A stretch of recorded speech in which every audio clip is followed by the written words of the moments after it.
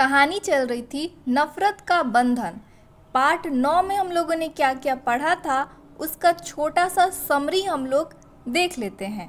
आरोही और आदित्य की शादी नफरत और गलतफहमियों से शुरू हुई, लेकिन उनके रिश्ते में धीरे धीरे अनकही जज्बात उभरने लगे। फिल्म इंडस्ट्री में आरोही की पहचान बढ़ी और वेदांत उसके करीब आने लगा। पार्टी में असर ने आरोही को देखकर खास दिलचस्पी दिखाई।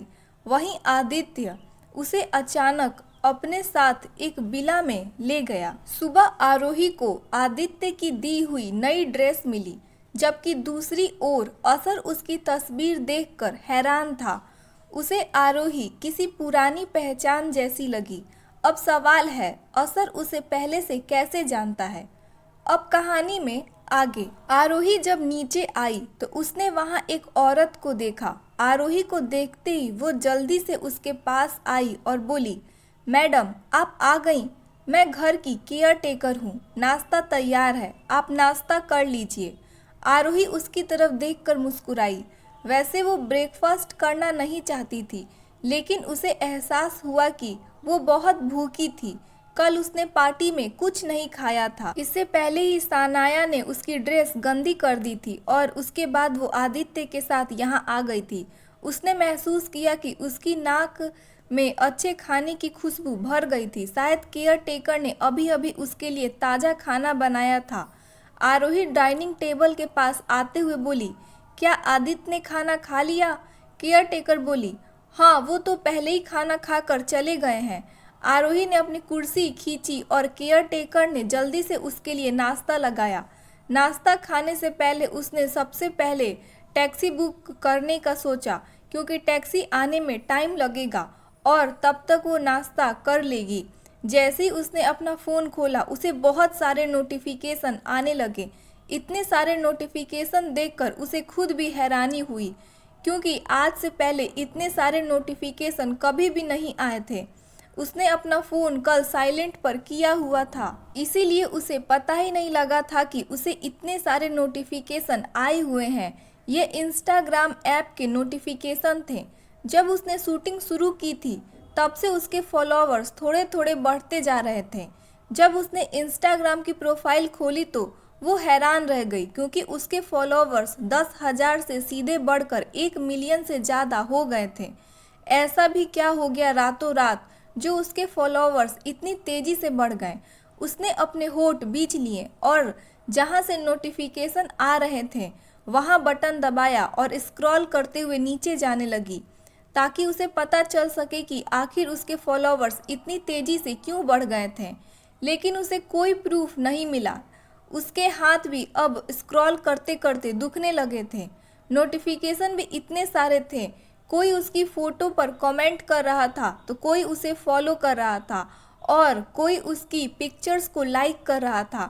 थकान होने पर वो वापस अपने होम पेज पर आ गई। आखिर क्या गलत था उसके साथ, उसे खुद भी समझ में नहीं आ रहा था। उसका ध्यान तब टूटा जब केयर टेकर ने बताया, नाश्ता ठंडा होने वाला है, अगर जल्दी से नाश्ता नहीं किया तो ठंडा हो जाएगा। उसने साइड में फ़ोन रख दिया और अपना नाश्ता किया। उसने बहुत थोड़ा सा खाना खाया था और उसके बाद अपना फ़ोन उठाकर बाहर आ गई। उसे याद आया कि उसने टैक्सी भी बुक नहीं की थी। जल्दी से ऐप खोलकर उसने सबसे पहले टैक्सी बुक की और फिर गेट के बाहर उसका इंतज़ार करने लगी। वो फिर से फ़ोन स्क्रॉल कर रही थी, तभी उसने एक कमेंट पढ़ा जो उसकी पोस्ट पर किया गया था। आखिर असर ने इस लड़की में ऐसा क्या देखा? ये लड़की बिल्कुल भी उसके लायक नहीं है। जैसे ही उसने ये कमेंट पढ़ा उसके पैरों तले ज़मीन खिसक गई। उसे समझ में नहीं आ रहा था कि आखिर उसने ऐसा क्या कर दिया जो लोग ये कह रहे हैं। उसने मन ही मन कहा, तो मामला असर से रिलेटेड है। उसने जल्दी से असर का नाम सर्च किया और फिर उसकी प्रोफाइल खोली। उसने उसे पहले से ही फॉलो किया हुआ था, लेकिन वो हैरान तब रह गई जब उसने देखा कि असर ने उसे फॉलो बैक कर लिया है। उसने अपने सिर पर हाथ रख लिया और बोली, तो मामला यहाँ से शुरू हुआ है, लेकिन असर ने मुझे फॉलो बैक क्यों किया?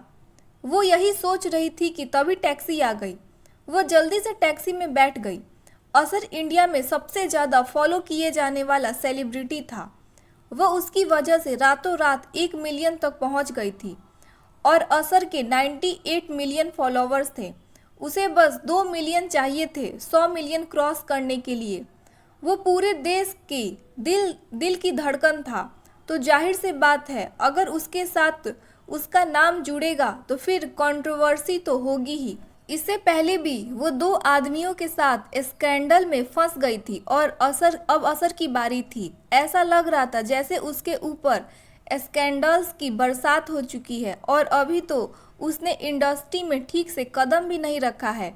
वो टैक्सी के पीछे की ओर झुक गई और आगे देखते हुए बोली, आरोही, इन सब के लिए तैयार हो जाओ। कब क्या कंट्रोवर्सी हो जाए कुछ पता नहीं है, इसीलिए पहले ही रेडी रहो सब चीज़ों के लिए। जब वो कार से उतरी तो जैसे उसने सोचा था वैसे ही हुआ।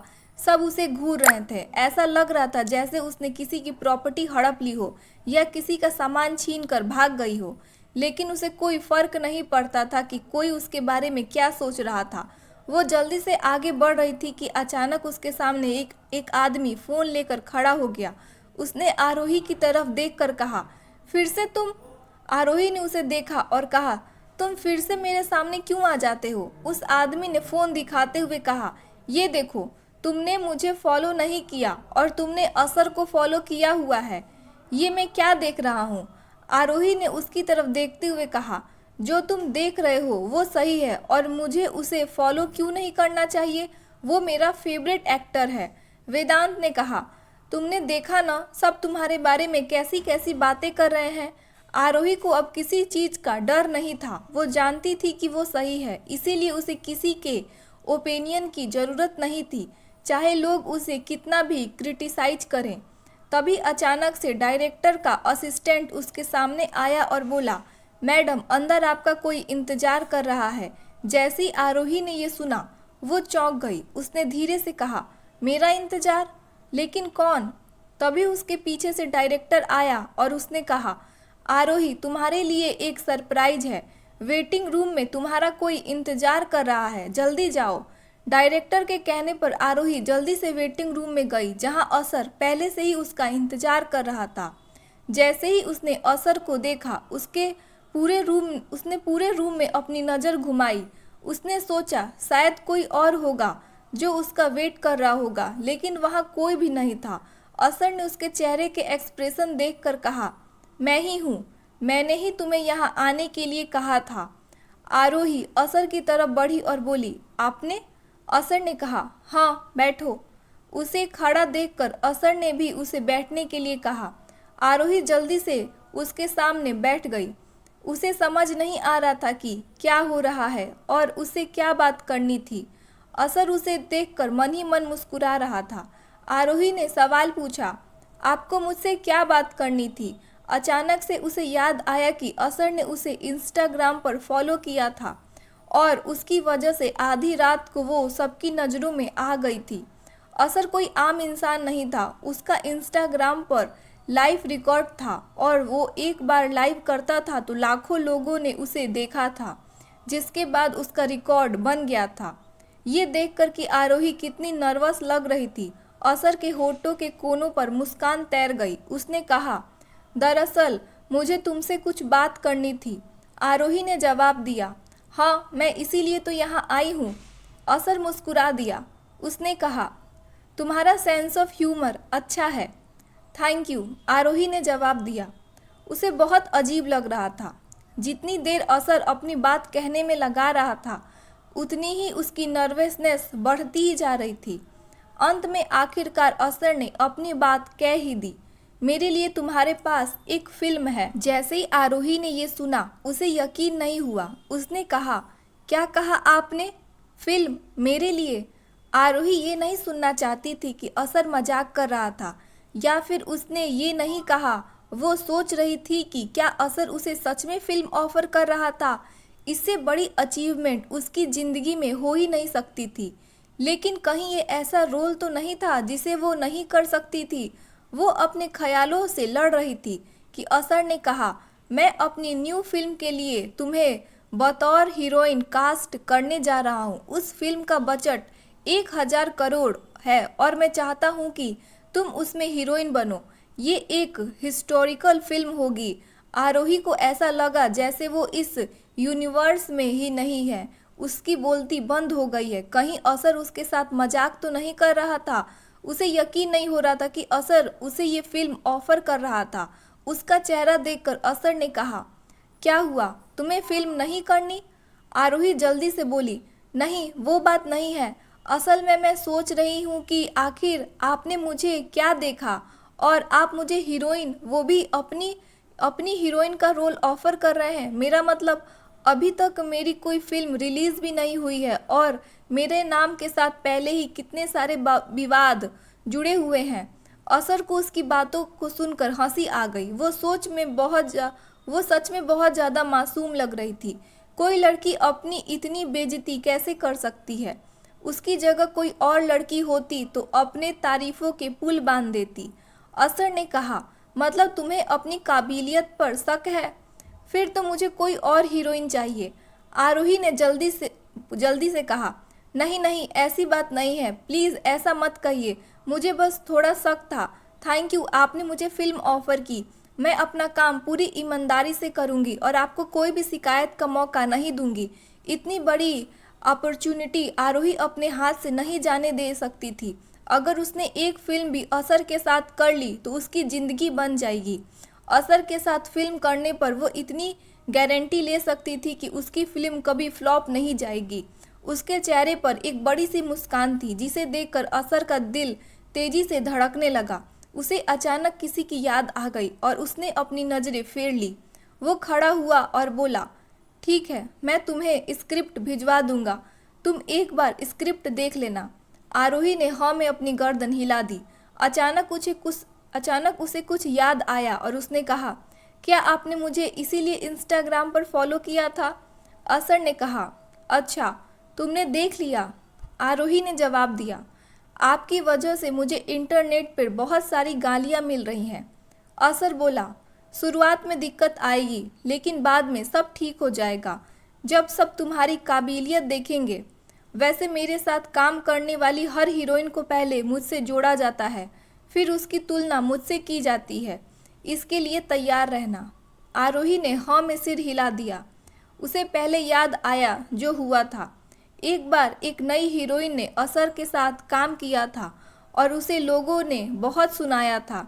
उसे इतना तक कहा गया था कि उसने यह फिल्म डायरेक्टर के साथ होकर हासिल की है और वो असर के बिल्कुल लायक नहीं थी। लेकिन बाद में जब सबने उसकी एक्टिंग देखी तो सबको मानना पड़ा था कि वह एक अच्छी अदाकार है। आरोही को ख्यालों में खोए हुए देखकर असर ने उसके सामने चुटकी बजाई और बोली, तुम तो अभी से ही ख्यालों में खो गई, अभी तो हमने शूटिंग भी शुरू नहीं की। उसकी बात सुनकर आरोही के चेहरे पर मुस्कान आ गई। वो जानती थी कि वो मजाक कर रहा था। उसने कहा, वो तो मैं कुछ और सोच रही थी। फिर वो दोनों बात करते हुए वेटिंग रूम के बाहर आ गए। जब असर जाने लगा तो उसने अचानक से मुड़कर आरोही से कहा, और हाँ, अपना पर्सनल नंबर मुझे दे दो, मैं तुम्हें आगे भी अपडेट उसी के जरिए दूंगा। बिना किसी हिचकिचाहट के आरोही ने अपना मोबाइल नंबर दे दिया। वहाँ मौजूद सभी लोगों की आंखें खुली की खुली रह गई। सब जानते थे कि असर आरोही से मिलने आया है, लेकिन किसी को अंदाजा नहीं था कि वो उससे क्या बात करने आया है। जैसे ही असर वहाँ से गया, आरोही को सबने घेर लिया। एक लड़की जो साइड रोल कर रही थी, उसने पूछा, आरोही, असर तुमसे क्या कहने आए थे? मेरा मतलब तुमसे मिलने वो क्यों आए थे? उन्होंने इंस्टा पर तुम्हें फॉलो भी किया था। जल्दी बताओ, कहीं तुम दोनों का कुछ चल तो नहीं रहा? एक दूसरी लड़की बोली, सच बताओ, मैं तो बहुत एक्साइटेड हूँ। आखिर असर सर आपसे मिलने क्यों आए थे? कहीं वो आपको कोई मूवी ऑफर करने तो नहीं आए थे? आरोही को उन सब पर हंसी आ रही थी। वे सब असर के बड़े फैन थे। असर को देखते ही सब पागल हो गए थे। आरोही ने मुस्कुरा कर कहा, हाँ, वो मुझे मूवी ऑफर करने आए थे। आरोही की दोस्त अमीरा, जो अभी अभी वहाँ आई थी, उसने सुन लिया था। सच में असर ने तुम्हें मूवी ऑफर की? मुझे यकीन नहीं हो रहा, आरोही ने कहा। लेकिन मुझे भी यकीन नहीं हो रहा था। अभी पक्का पता नहीं, हो सकता है आगे जाकर उनके प्लान चेंज हो जाए। आरोही बहुत ज़्यादा आस नहीं लगाना चाहती थी। आगे जाकर प्लान भी चेंज हो सकता था। अभी तो वो अपनी पहली फिल्म की शूटिंग ही कर रही थी। अगर आगे जाकर ऐसा कुछ हुआ तो असर का मूड बदल जाएगा, तो वो कुछ नहीं कह सकती थी। वहीं लोग आरोही से तब तक सवाल पूछते रहे जब तक डायरेक्टर ने चिल्लाकर नहीं कहा, सब अपनी अपनी जगहों पर जाओ, शूटिंग शुरू होने वाली है। डायरेक्टर की बात सुनकर सब इधर उधर हो गए और कुर्सी पर एक शख्स बैठा हुआ था जो आरोही को देख रहा था। उसके चेहरे का भाव ऐसा लग रहा था जैसे किसी ने उसके अंदर आग लगा दी हो। क्या होगा आगे? आखिर असर क्यों लेकर आया आरोही के लिए मूवी का ऑफर? क्या आदित्य और आरोही में हो रहा है सब कुछ ठीक, या फिर आएगी इससे भी बड़ी मुसीबत? जब उनके रिश्ते में आएगी इससे भी बड़ी दरार।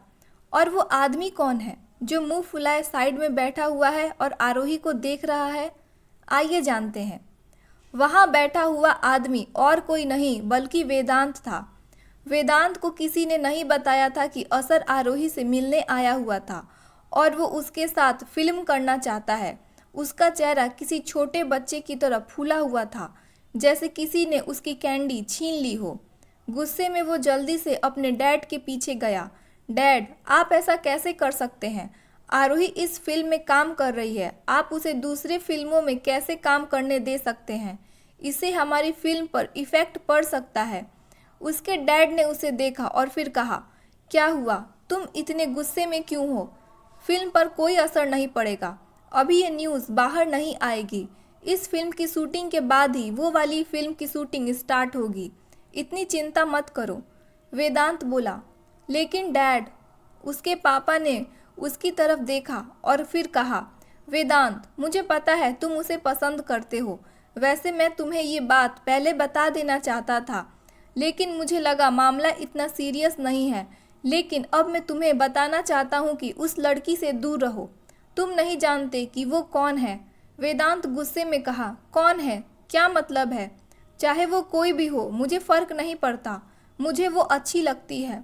उसके पापा ने उसकी तरफ देखा और कहा, वो आदित्य की पत्नी है। जैसे ही वेदांत ने अपने डैड की बात सुनी, उसके पैरों तले नीचे ज़मीन खिसक गई। उसे ऐसा लगा जैसे उसके कान फट जाएंगे। उसने कहा, क्या? हाँ, और तुम्हें क्या लगा था कि आदित्य ऐसे ही सूट पर क्यों आया होगा? वो उसकी पत्नी है और वो उससे मिलने आया था।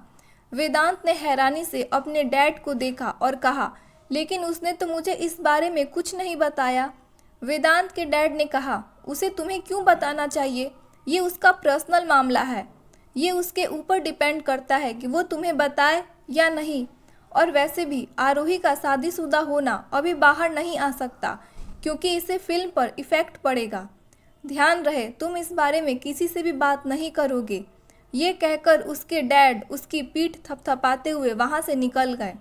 वेदांत को अचानक से वो सब याद आया जब उसने आदित्य को शिमला में देखा था। उसने पहले इस बारे में क्यों नहीं सोचा? वो उसका खड़ूस भाई वहाँ क्यों आएगा, वो भी शूटिंग पर? उसे इन सब में कोई दिलचस्पी नहीं थी। तो वो लड़की आरोही है जिसके साथ उनके भाई की शादी की है, लेकिन वो उसे पसंद नहीं करता। उसने तो ये सुना था। वेदांत इस बारे में सोच नहीं पा रहा था। उसने अपने सिर पर हाथ रख लिया और कहा, मुझे आज शूट नहीं करना चाहिए, मेरे सिर में दर्द हो रहा है। ये सोच कर मेरा सिर फट जाएगा। पता नहीं वो शादी से खुश भी होगी या नहीं। क्या मुझे उससे पूछ लेना चाहिए? नहीं, मैं उसे नहीं पूछ सकता। ये उसका पर्सनल मामला है। अगर मैं दखल दूंगा तो उसे अच्छा नहीं लगेगा। वो इस बारे में सोच ही रहा था कि उसे सुनाई दिया कि आरोही का टेक हो रहा था। वो जल्दी से बाहर आया और उसने देखा कि आरोही ने एक साड़ी पहनी हुई है और वो बहुत खूबसूरत लग रही है। पंखे से उसके बाल उड़ रहे थे और उसके चेहरे की एक्सप्रेशन बिल्कुल वैसे ही थे जैसे होने चाहिए थे। वो अपने काम में बहुत अच्छी थी। ये बात वेदांत को माननी पड़ी। आज का दिन वैसे ही शांति से बीत गया। शाम के समय आरोही को सानवी से मिलने जाना था। वो दोनों काफ़ी दिन से नहीं मिले थे। उसी शाम के समय एक छोटा लड़का न्यूज़ में न्यूज़ देख रहा था और उसके सामने बहुत सारे न्यूज़पेपर पड़े हुए थे। उसके हाथ में एक फ़ोन था जिसमें आरोही की फ़ोटो निकली हुई थी। उस फोटो को देखकर उस लड़की को खुद ही भी समझ में नहीं आ रहा था कि वो अपनी खुशी कैसे जाहिर करे। उसे नहीं लगा था कि वो उस लड़की को ढूंढ पाएगा। वो बहुत ज़्यादा अच्छी लड़की थी जो उसके दिमाग से निकल नहीं पा रही थी। वो उससे दोबारा मिलना चाहता था ताकि उससे अपने पापा के रिश्ता के लिए बात कर सके और वो सब एक साथ रहेंगे। लेकिन न्यूज़ में आरोही के बारे में कोई भी ऐसी न्यूज़ नहीं थी कि वो कहाँ रहती है। उसने जल्दी से अपने फ़ोन में आरोही का पता ढूंढा और वो इतना ज़्यादा सीरियस लग रहा था जैसे किसी कीमती चीज़ को देख रहा हो। लेकिन उसे फ़ोन में कहीं भी आरोही का पता नहीं मिला। उसने बॉडीगार्ड उसके साथ खड़े हुए थे और नौकर भी खड़े हुए थे ताकि अगर कोई भी ऑर्डर छोटे बच्चे से मिले तो वो उसे पूरा कर सके। वैसे भी वो उनके बड़े साहब से कम नहीं था। दोनों का गुस्सा एक जैसा था। जब आखिर में छोटे बच्चे को कुछ नहीं मिला तो उसने अपने सिर थपथपाना शुरू कर दिया। उसने वहाँ खड़े बॉडीगार्ड और नौकरों को देखा और उससे कहा, क्या तुम इस लड़की को जानते हो? क्या बता सकते हो कि ये लड़की मुझे कहाँ मिलेगी? ना तो नौकर में से किसी ने आरोही को पहले देखा था और न ही उसके बॉडीगार्ड में से किसी ने आरोही को पहले देखा था। जब वो मॉल में खो गया था तब उसके साथ दूसरे बॉडीगार्ड्स थे, लेकिन आदित्य ने उन्हें बाहर निकाल दिया था और नए बॉडीगार्ड्स सिर्फ आदित्य की बात मानते थे। बॉडीगार्ड्स और नौकर ध्यान से देख रहे थे कि किसे ढूंढना है, क्योंकि न्यूज़ टीवी पर उनके सामने न्यूज़पेपर खुला हुआ था। छोटे बच्चे ने अपनी आंखें उठाकर कहा, तुम्हें नहीं पता ये कितनी फेमस है? देखो कितनी सुंदर भी है। तुम फिर भी नहीं जानते? तुम सब किसी काम के नहीं हो। उसका छोटा चेहरा परेशान लग रहा था। उसे मानना पड़ा कि उसकी कोई मदद नहीं करेगा, इसीलिए उसे खुद ही उसे ढूंढना होगा। वो जल्दी से अपनी जगह से उठा। बॉडीगार्ड जल्दी से हरकत में आ गए। उसने एक नज़र अपने बॉडीगार्ड को देखा और कहा, अभी मैं कहीं नहीं जा रहा हूँ। इस वक्त सिर्फ मैं अपने कमरे में जा रहा हूँ। जब मैं यहाँ से जाऊँगा तो तुम्हें किसी को पता भी नहीं लगेगा। सब जानते थे कि वो कैसा था, लेकिन फिर भी उन्हें उसका ख्याल रखना पड़ता था। उसकी एक छोटी सी चालाकी उसके ऊपर भारी पड़ सकती थी। वो छोटा बच्चा जल्दी से अपने कमरे में आ गया और उसने आरोही के बारे में सर्च करना शुरू किया। उसने एक आर्टिकल पढ़ा और उस आर्टिकल में लिखा था कि आरोही का कोई नहीं था। उसने कम उम्र में अपनी माँ को खो दिया और सब कुछ अपने बलबूते पर किया।